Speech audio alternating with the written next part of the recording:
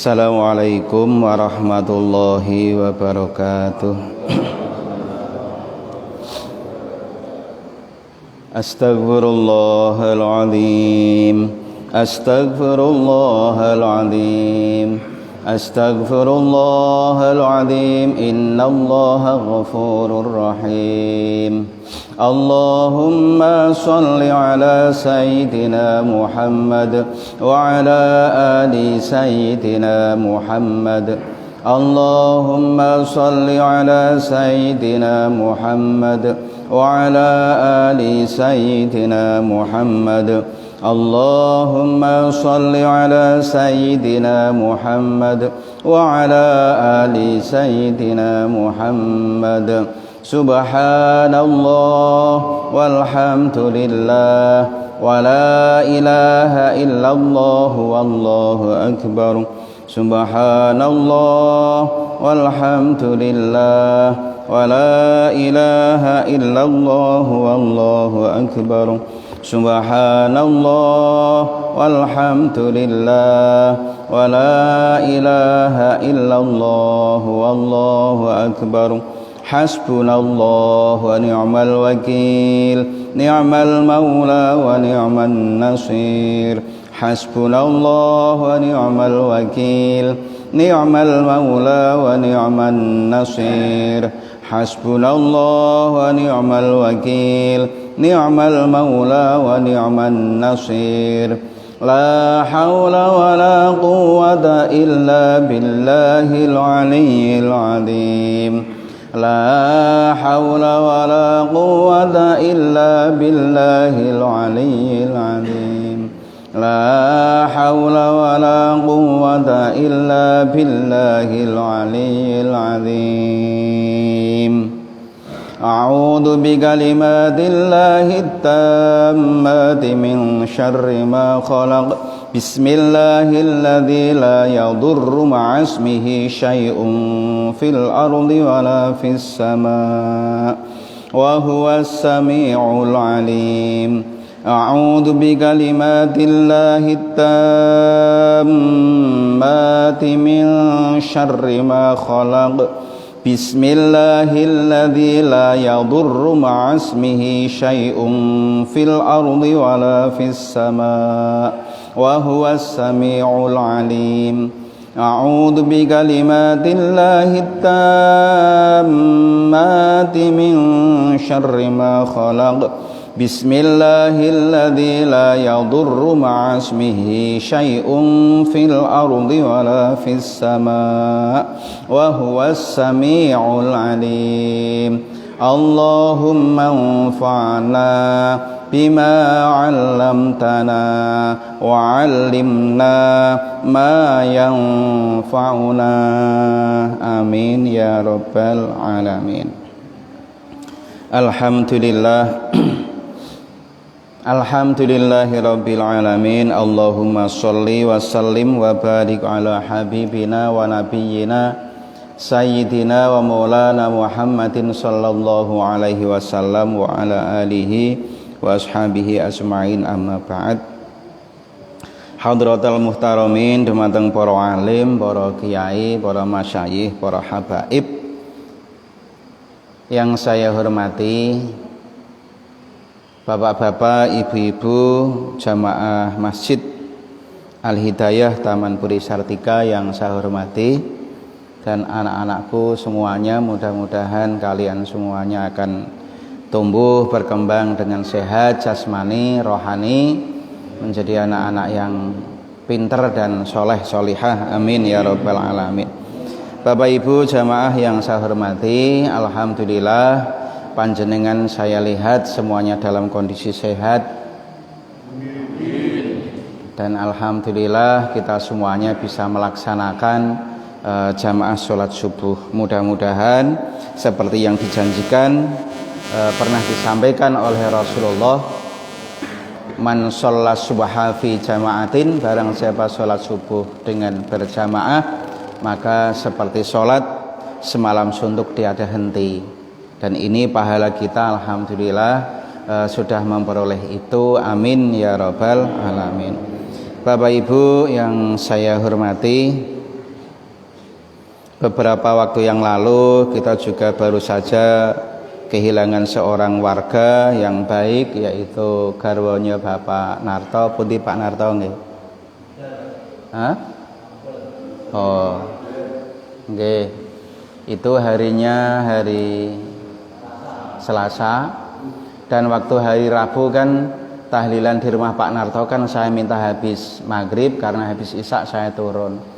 Ternyata di hari yang sama dan di jam yang tidak jauh berbeda, jamaah saya di bawah sana juga meninggal. Jam kurang lebih ya jam 5 pagi. Jam 5 pagi itu meninggal, namanya Bapak Haji Sukimun. Itu hari Selasa jam 5 pagi. Di sini Ibu Narto jam setengah 6.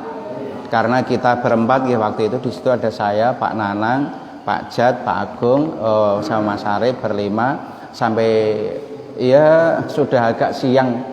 Kalau dihitung dari subuh sudah agak siang, tapi kalau dihitung dari duhur masih pagi banget.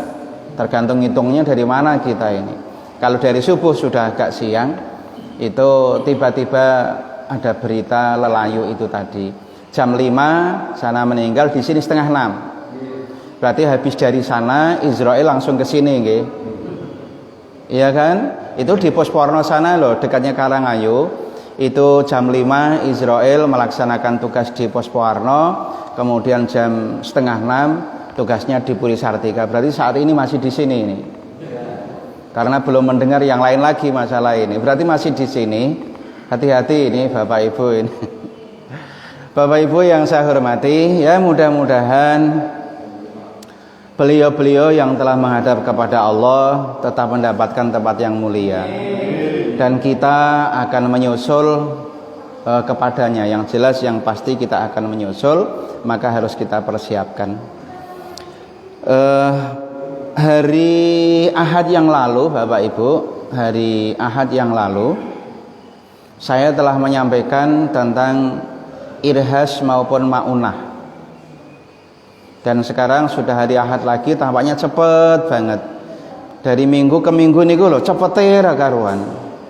Ning kula jenengan kegiatane wis ngono wae. Esuk tangi kawan sithik ngene, bar kuwi engko terus ngono meneh, bar ngono ngene meneh, balik iki meneh, ngono meneh, mapan turu, tangi ngono meneh, mubeng ngono wae. Tapi alhamdulillah iso dilakoni. Soale ora akeh wong sing ra iso ngono-ngono masalahe, Pak. Nah saat ini setelah saya matur irhas dan juga maunah, saat ini saya akan matur mengenai karomah.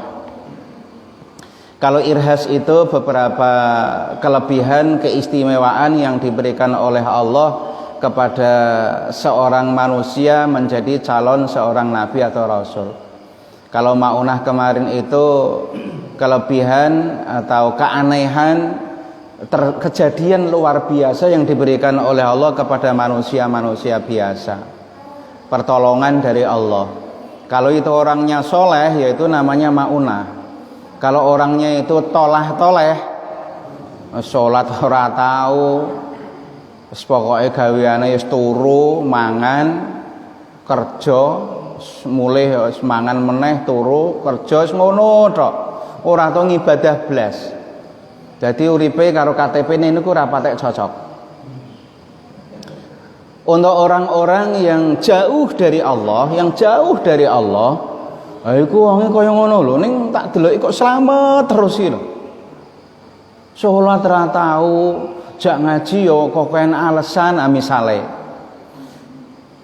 Atau kelompok golongan lain yang memang juga jauh dari Allah. Ning kita lihat kok selamat terus. Koncone iki ana musibah kaya ngene, dekne ndelalah yo aman. Iki pas nyebrang bareng koncone iki lho sampai do tiba dekne yo aman. Delok iki aman terus. Nah, bagi orang yang jauh dari Allah, kemarin saya sampaikan bisa itu adalah namanya istidraj. Nggih, istidraj. Bagi orang yang beriman ya maunah itu tadi.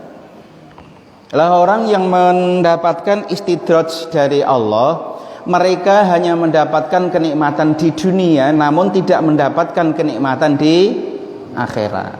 sudah diberikan di dunia. Ini ada dawuh Bapak Ibu bahwa Allah itu kan memberikan kenikmatan itu di dunia ini hanya ibaratnya itu hanya 1%, hanya 1%. Itu untuk seluruh makhluk di dunia, ya manusia, ya hewan, ya tumbuh-tumbuhan, semua itu hanya 1% dari 100% diberikan oleh Allah di dunia. Sisanya berarti 99% itu diberikan oleh Allah di akhirat. Jadi mereka yang saat ini jauh dari Allah, ning uripe kepenak terus, serba selamat, yes, omahe yo nggenah gede, ora mung siji, tumpakane yo nggenah, misalnya seperti itu. Ning jauh dari Allah dan dia merasa, wah aku wis ora usah ning masjid, ora usah ngaji, oh nyatane yo kepenak. Mobil yo ana, meh mangan apa tuku yo iso, misale lho nggih. Lah nek urip kaya ngene Firaun biyen luweh-luweh malah. Firaun, Qarun, wah itu luweh-luweh lebih-lebih, dan yang seperti itu adalah penerus-penerusnya dari Firaun dan seterusnya. Nah, orang seperti ini nanti di akhirat tidak mendapatkan kenikmatan yang 99%, baru 1% dibagi orang sedunia. Wis nek sehat, penak-penake kaya ngene, apa meneh ditambah sisanya itu nanti. Nah, ini mereka tidak akan mendapat, dan yang dapat siapa Pak? Yang dapat insya Allah panjenengan dan saya. Amin ya robbal alamin. Pengen selak ngerasake mboten jenengan? Dereng. Udah 99% loh. Timbang ning donya mumet kok kan utang ngene. Oh, kula riyen nggih. Nggih, gampang. Kalau ngalah pokoke. Kalau keri jenengan dhisik ora apa-apa. Bapak Ibu yang saya hormati, itulah maunah maupun istidraj. Selanjutnya karomah. Karomah itu peristiwa kejadian yang luar biasa, di luar nalar, tapi diberikan oleh Allah kepada para wali. Jadi kalau wali yang memiliki itu namanya karomah. Seperti kita baca, kita dengar cerita-cerita waktu itu, Raden Syahid, nama asli dari Sunan Kalijogo adalah Raden Syahid. Sebelum menjadi seorang yang alim, itu pernah menjadi seorang begal atau perampok.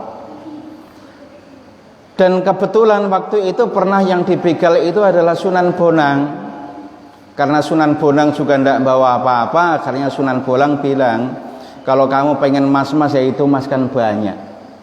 Sebuah pohon yang ditunjuk oleh Sunan Bonang itu kan emas banyak di situ. Kemudian memang dilihat oleh Raden Syahid, wah emas-emasnya banyak di situ. Akhirnya tidak jadi membegal Sunan Bonang. Sunan Bonang pun terus melanjutkan perjalanan. Ketika melihat itu, wah Raden Syahid senang banget, diambil semua. Tapi waktu itu rampok begalnya beda. Kalau sekarang ini rampok begal kan untuk dirinya sendiri dan foya-foya, untuk menyenangkan nafsunya.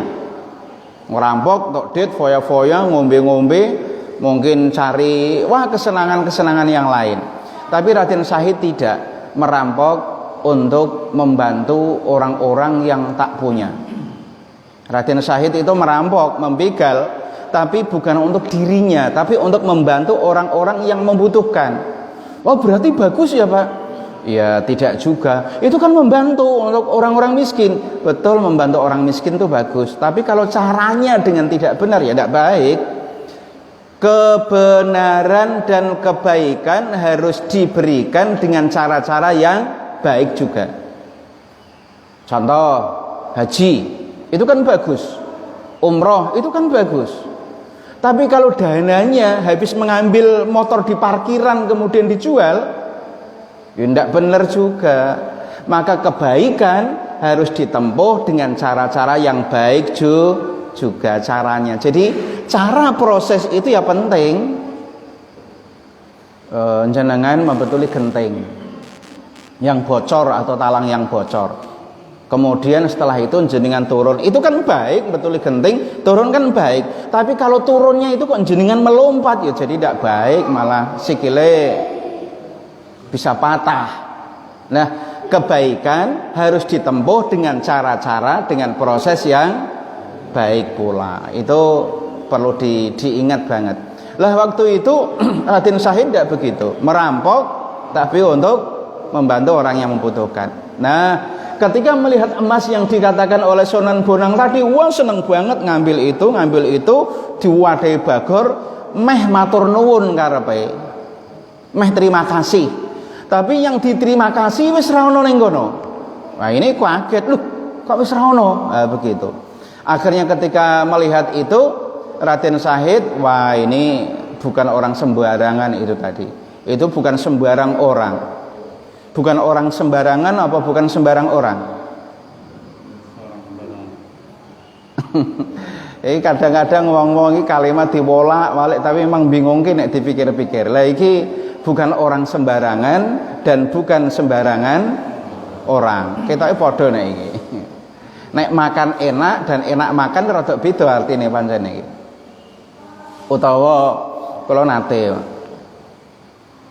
pas ngisi pengajian nggih rada adoh niku sing teng mriko alhamdulillah Pak jenengan kersa rawuh. Ah nggih ampun janji nggih tetep mriki. Lha enten napa? Masalah niki lho Pak musim penghujan jalannya sini niki Masya Allah berlubang-lubang Pak tapi jenengan kersa rawuh piyambak meskipun jalan berlubang-lubang. Mboten napa-napa nggih kula Semarang niku malah banyak lubang yang berjalan-jalan. Nah niki rada beda nggih artine nggih. Jalan berlobang sama lobang yang berjalan-jalan. Iki kok jenengan cerdas-cerdas ya toh. Ngisor kupuluke jenengan iki berarti rada ngeres iki. Jadi apa? Ngisor kupuluke mikire mbah apa iki. Nah, kadang-kadang diwolak-walik nggih ana padane ana bedane. Nah niki bukan orang sembarangan akhirnya merasa pengen ngerti kuwi mau ki sapa ngoten lho. Penasaran, akhirnya dikejarlah itu. Ketika dikejar, niku pun ditinggal, niku setelah diurus meneh emas-emasan. Dikejar, akhirnya setelah dikejar terjadilah dialog komunikasi yang pada intinya akhirnya Raden Syahid ini ingin berguru kepada beliau Sunan Bonang. Akhirnya dijawab, "Kowe nek pengen berguru karo aku nyoh iki, tongkatku ning kene iki." Tunggoni sampai mengko tak parani aja ning dindi. Nek urung tak parani aja ning dindi.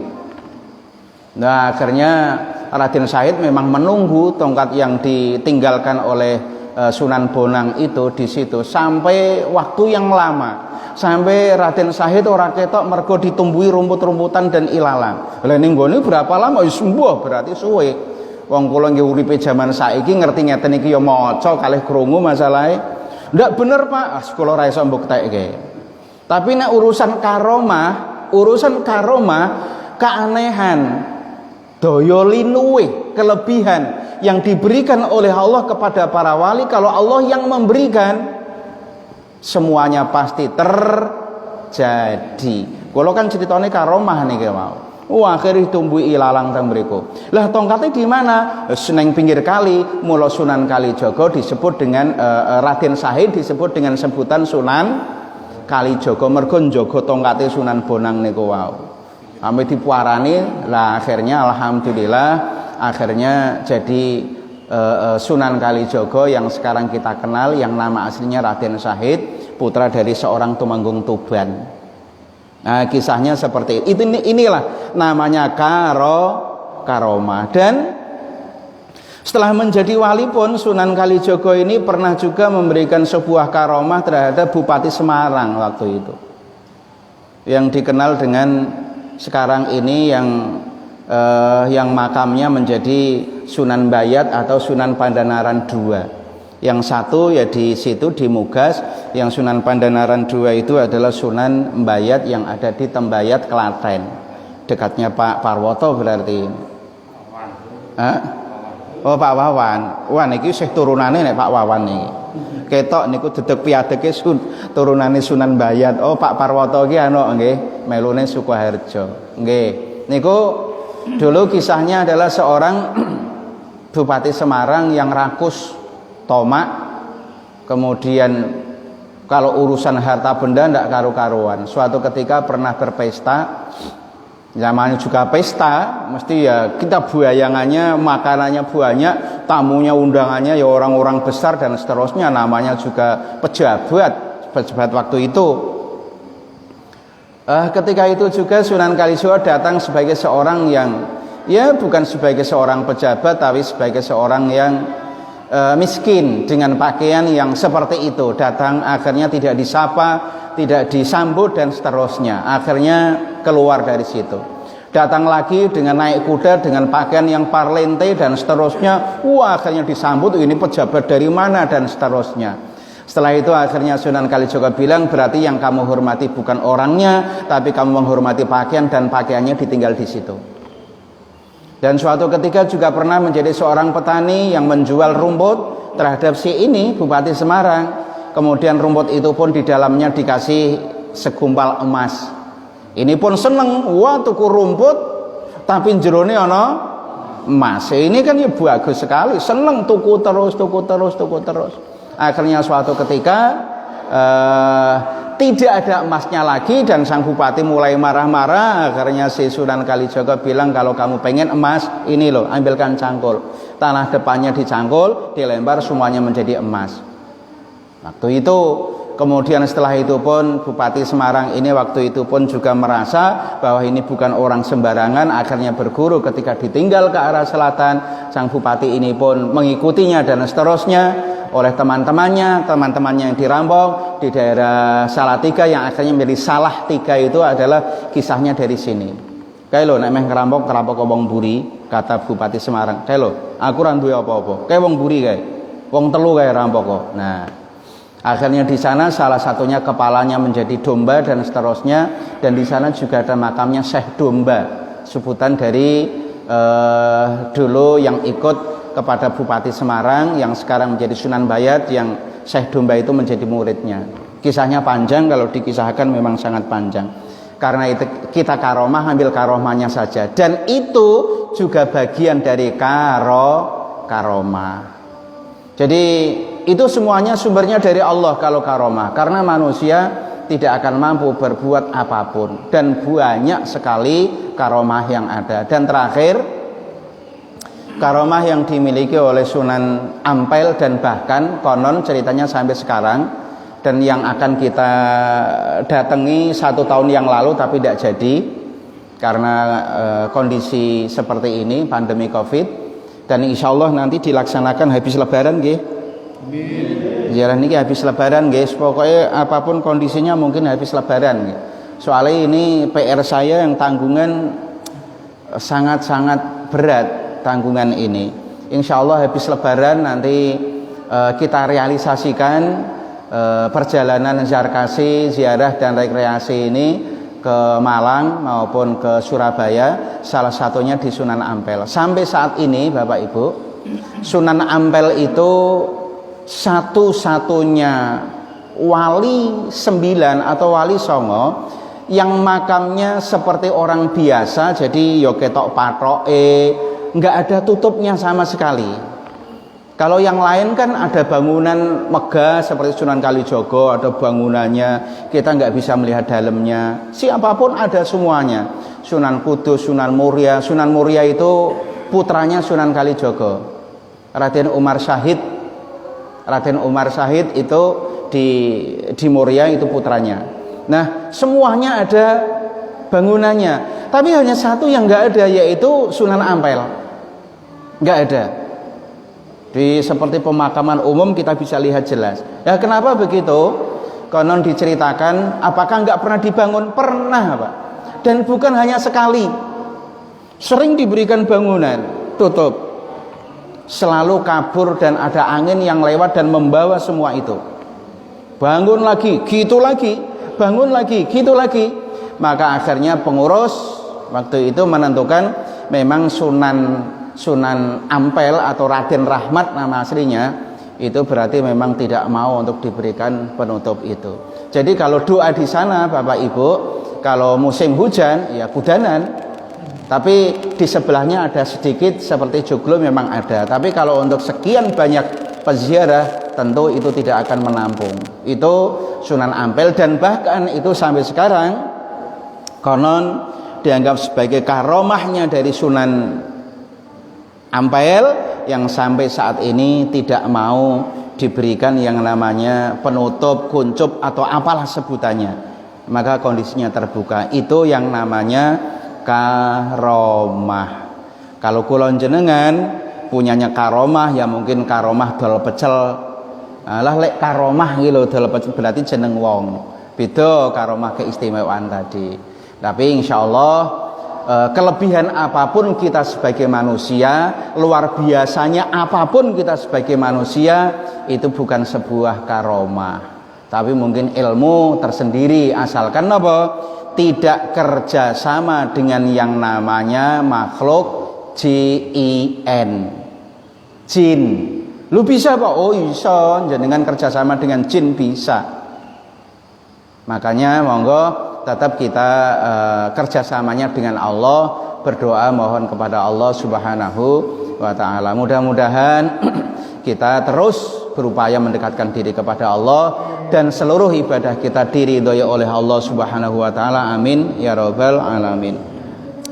Allahumma sholli ala sayyidina Muhammadin tibbil qulubi wa dawaiha wa afiyatil abdani wa shifaiha wa nuril absari wa diyaiha wa ala alihi wa sahbihi wa sallim. Li khamsatun udfi biha harral waba ilhatimah al-mustafa wal murtada wa banahuma wa fatimah wal afu minkum. Thumma assalamu alaikum warahmatullahi wabarakatuh. Sallu ala Nabi Muhammad.